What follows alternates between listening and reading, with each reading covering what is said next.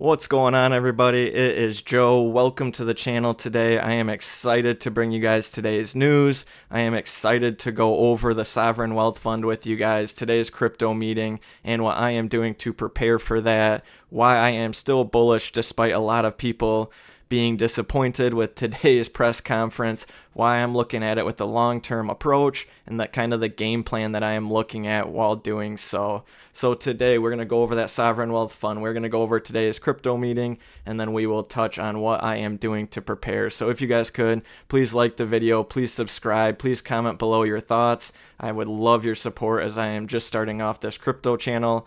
I have been in crypto for over 10 years now, and I am excited to bring you guys the knowledge that I've built over these years, how I've navigated the bear markets, how I've navigated the bull markets, and how I've gotten to this point. So with all of that, let's dive right into the Sovereign Wealth Fund and some of the news surrounding that today. So, Trump's Sovereign Wealth Fund move sparks curiosity over potential U.S. Bitcoin acquisitions. This was the big talk of the day yesterday and today. A lot of people wondering what's going to be included in that, what that's going to look like. But that was an executive order that Donald Trump signed.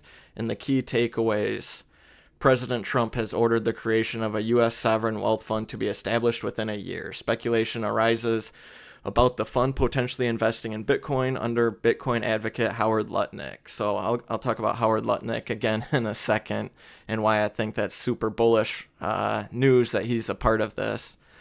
But President Donald Trump signed an executive order on Monday instructing the Treasury and Commerce departments to create a sovereign wealth fund within the next year. The move has sparked speculation about whether the fund could be used as a vehicle for U.S. government Bitcoin acquisitions. It offered few details on how the fund will operate or be financed, which seems to be a growing trend with a lot of their crypto announcements. They aren't giving away a lot of details yet. They're leaving some trails of exciting news. They're getting people excited, but they're not giving people the details to get them over the edge with the excitement. So that's nothing new with this. While the executive order offers a few details, it didn't really give us a whole lot on what to go for. Trump suggested the fund could be financed through tariffs and other revenue streams despite the U.S. running a budget deficit. He announced tariffs the other day, plunged Bitcoin to 91,000, but it climbed right back up to 100,000. Commerce Secretary nominee Howard Lutnick's involvement has added to the crypto-related speculation. So with that being said, I kind of wanted to go over Howard Lutnick, his background. I'm going to play a clip here in a second about him, but this is still super bullish, you guys. Having the Sovereign Wealth Fund is such a big advancement for the crypto narrative in the U.S. So the fact that this is an executive order, this is a priority, shows a lot of promise for the long term, even though the price isn't necessarily reflecting that. I feel like people were waiting for like some big specific news. But when you look at the long-term picture, and when you just sit back and think about it, this is very, very bullish and still a really big step in the right direction. So going with Howard Lutnick, here's a video of him talking with Anthony Papliano that I kind of liked, and this will kind of help paint the picture of how him being on the committee that's dealing with this is very bullish. So take a listen. Either you or Cantor. I don't have a big enough percentage. I probably have, I can't say because then people can figure out that no, how much I have. I would say I have hundreds of millions of dollars. Okay. Hundreds and hundreds of millions of dollars exposure to Bitcoin. And it will be billions. I was going to say, so next year when you come back and we'll do this again and you'll be a Bitcoin billionaire and, yeah, but you remember that model I told you? So if every time Bitcoin dips, I'm going to be the buyer. Right? Trust me, I know why you're doing the lending. It's all coming. You figured it out. Listen, you don't have to explain that one around here. So I got the 50% Bitcoin. I got the Bitcoin lending. But basically, what you're going to see is Cantor Fitzgerald is going to be the sponsor of Bitcoin into traditional finance. Mm-hmm. And so we will be the leader of it. And I'll pull out this podcast in years to come and say, see, I told you, because no one's going to remember. Of course. Right? But all the banks, after we do it and show people how to do it right, they'll all copy. Mm-hmm. And so the asset of Bitcoin will just, as it becomes more accepted it will become more valuable. And the whole Bitcoin nation should just call it a commodity, never a currency. Mm-hmm. Just call it a commodity. Because if it's a currency, you're attacking the politicians of the country, mm-hmm. right? You're trying to replace my currency with yours. Mm-hmm. But if you say, hey, I'm just oil, I'm just gold, mm-hmm. I'm just a commodity, leave me be, right? Then they'll leave you be. And that is true. And it will be why Bitcoin, which is rare and is special, will become ever more rare, as we both know, mm-hmm. ever more valuable over time. It'll be financed just like gold is, right? Gold is, it's not like super financeable, but it's financeable. Oil, mm-hmm. it's not super financeable, mm-hmm. but it's financeable, right? Bitcoin will be financeable. Bitcoin will be way, way, way higher, sometimes lower. You just have to have faith. So that guy's one of the people on the committee for creating that sovereign wealth fund.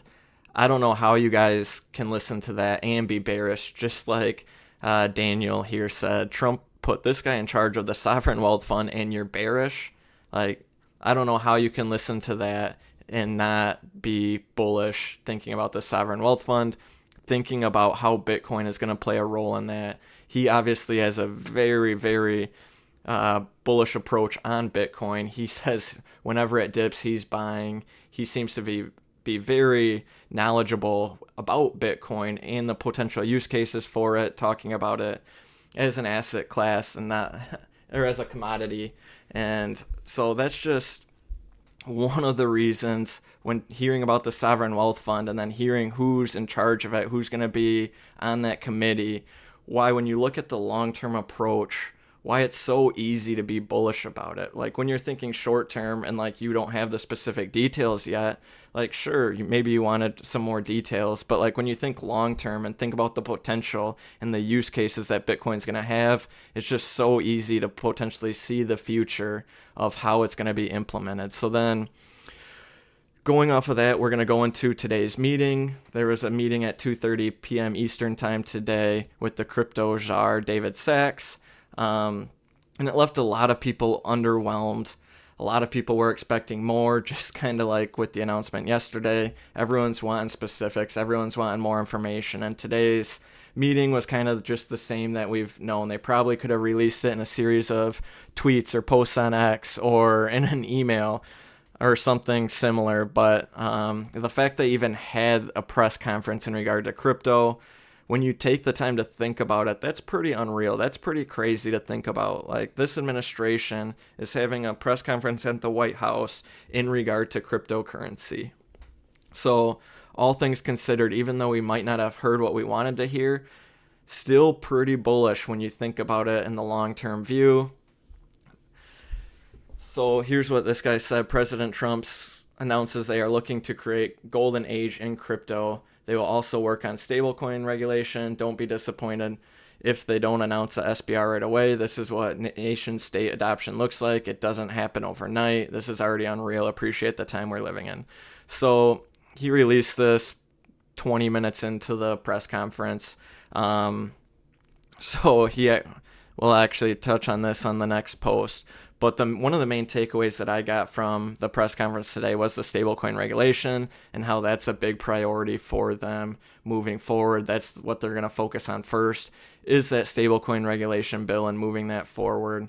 So that was my big takeaway. They didn't really announce much. They did touch on the strategic Bitcoin reserve for a little bit towards the end, and I'll touch on that here in a second, like I said.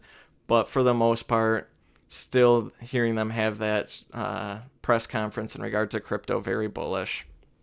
And the Wolf of Wall Street's absolutely incredible that we are in a place where we have the luxury of being disappointed when our government is doing full press conferences on crypto. Amazing how far we have come and how bullish it is when you zoom out. So this is basically exactly what I was just saying.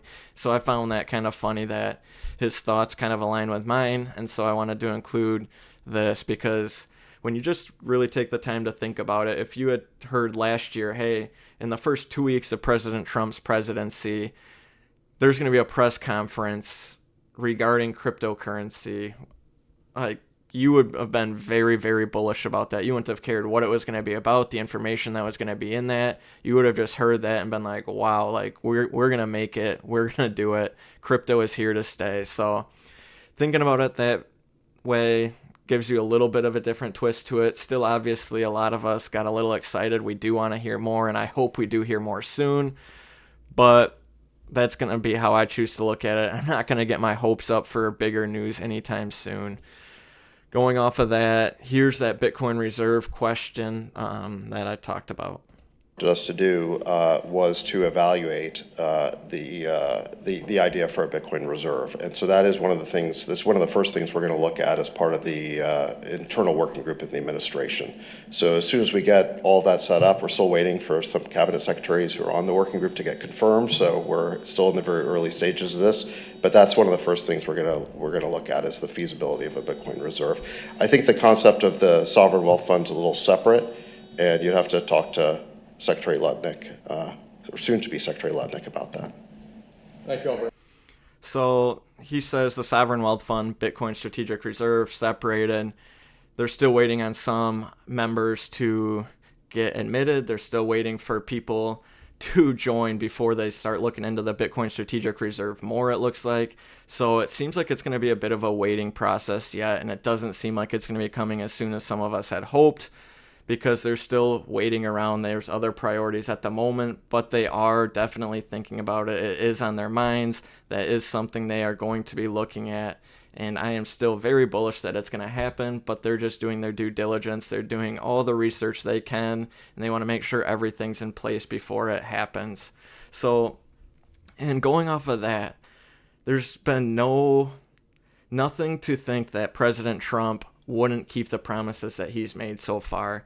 He's made so many promises, and already through 2 weeks, he's fulfilled so many of them already, and I feel like that's just going to be a trend that continues. He's going to keep going down the list, working towards fulfilling those promises, the Bitcoin Strategic Reserve being one of them. I just think it's going to take time. Along with that sovereign wealth fund, it's just going to take a little bit of time to get everything in place to make it happen.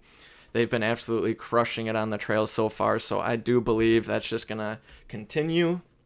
And I feel like it is just obvious that crypto is in the plans. We have seen incredible gains in the crypto community so far without the adoption. So to think what it could look like when we start seeing this adoption take place, when we start seeing crypto get implemented, I just think the sky is going to be the limit, and we haven't seen anything yet. So to think about all these gains that we have made over the years without the adoption, what's going to happen when these executive orders get passed, when these announcements take place, when we start getting specifics. I just think the sky is the limit, and we haven't seen anything yet. So we are still super early when you're thinking long term, the grand scheme of things, thinking about how many people actually know about crypto, how many states and countries incorporate it, how many institutions incorporate it or allowed to incorporate it. So like we are barely scratching the surface, in my opinion, for the potential use of cryptocurrency. And so in the grand scheme of things, we're still very, very early. So choosing, despite not hearing what we want to hear in all of these things, the stars are aligning to still make all of those things happen. So looking at it in a long-term perspective, I am still bullish. And with that, after today's press conference, the SEC did create a new page for the crypto task force. This was also some news today that got people a little excited. So they are taking crypto quite seriously, and it just goes to show they are taking those steps. So just wanted to show you guys this, that there is a crypto task force.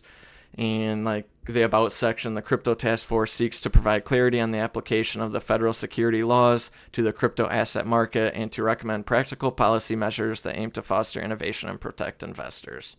So very, very bullish. We're still moving in the right direction. The government is taking the steps, and it was kind of cool to see this get created today.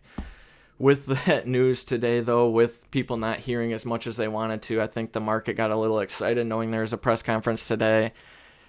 Everything's in the red. Like, there's no green. So crypto is not doing very well today. It's not doing very well in the last 24 hours, and it's certainly not doing well in the last 7 days with everything down quite a bit. So everyone's just waiting around, being patient, But I want to encourage you guys, think of it with a long-term view. We're going to go over that here in a second. All this information that we're hearing from this new administration does give a lot of reason to be bullish, and I just want to reiterate that this isn't financial advice by any means. Obviously, it could go down to zero, but from what I'm hearing, I believe crypto is here to stay. With all that being said, it's important to come up with your game plan. This is big. How are you going to handle these markets? Be prepared for volatility. We are going to, as you've seen over the past week, you are going to see some crazy highs. You are going to see some crazy lows. Any sort of announcement by the government could send crypto up 10 to 20%. It could send it down 10 to 20%. But just being able to do your research, thinking long term, keeping it simple, and coming up with that, like, when you do that research and knowing why you're invested in it and seeing that long-term approach and believing in what you're investing in, it becomes a lot easier to stay invested in it. And that's just what I want to encourage you guys is do your research. Please do your research, because once you do, you're going to be so much more comfortable in this market, especially for those who haven't been in crypto for very long and haven't gotten to experience all these highs and lows. And with thinking long-term and keeping it simple, like, you don't have to invest in 10 different cryptos. You don't have to worry about all these meme coins and seeing stuff go up 300% or down to zero overnight and just losing all your money. There are a lot of horror stories in crypto, but if you keep it simple, do your research, come up with a portfolio that makes sense for you, diversify it how you want to diversify it, and you just commit to that long-term approach, you're going to be in such a better place. You're not going to be stressing as much, and you're just going to have your set sight on that end goal. This is not a get-rich-quick scheme. A lot of people think crypto get-rich-quick scheme, and they either don't get in it or they get in it and they don't 10x their money in a week, and then they get discouraged and then they pull their money out, and then they see all their gains get lost and they get discouraged. They think it's a scam, or they see they put money in and then all of a sudden the big dogs shake everyone out, all the little guys, and then it goes down 20%, and then they panic and take out their money. But then next thing you know, it goes right back up. So this isn't a get-rich-quick scheme. Obviously, there are ways you can get rich quick, but for the most part, that's a dangerous game to play, and you have to be very, very knowledgeable with what you're doing. And even if you are knowledgeable, it's not like, it's still a big risk. So just go into crypto knowing it's not a get rich quick scheme. Go into it with the long-term approach. Do your research. Only invest what you can afford to lose. Don't take out money that you're going to need the next month in order to invest in Bitcoin, because you just never know what's going to happen. Obviously, I do think we're going to see some good times ahead in the crypto space, but you just never know. So don't take out money that you can't afford to lose to invest. Get in communities, get in like Discords, Patreons, watch YouTube videos, get on X and look at news. Being a part of a community helps so much in this time. It helps people see that longer term picture. It helps people get more comfortable with what to do, get more comfortable with the use cases and utilities for different cryptocurrencies. So that's just something I highly encourage people to do that are getting into crypto, because it just helps your mentality so much.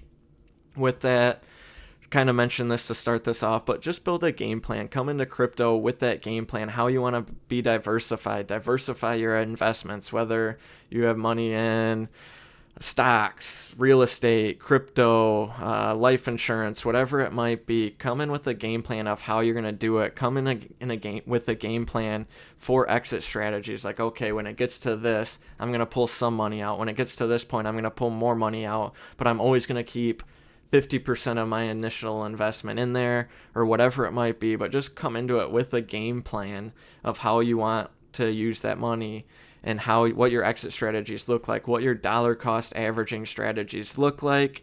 Because when you come into it with a game plan, when you come into it with an investment strategy, how much you're going to invest weekly, bi-weekly, monthly, whatever it might be, your exit strategies, you're going to be so much more comfortable. You're not going to stress as much, and you're just going to be able to see that long-term view so much better, and it just makes investing in crypto so much easier.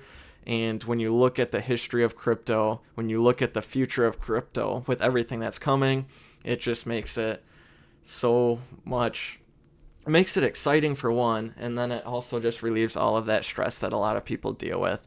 And finally, we are early. Like I talked about earlier, we are just scratching the surface of crypto and the use cases in the United States, in the world, and I feel like it's just going to continue to get more and more adopted. So when you think about it long term, we are still early. You are not too late. This is not financial advice. Be smart, come into it with the plan, do your research, but I am excited for the future. I am dollar cost averaging, and I will talk to you guys on the next one.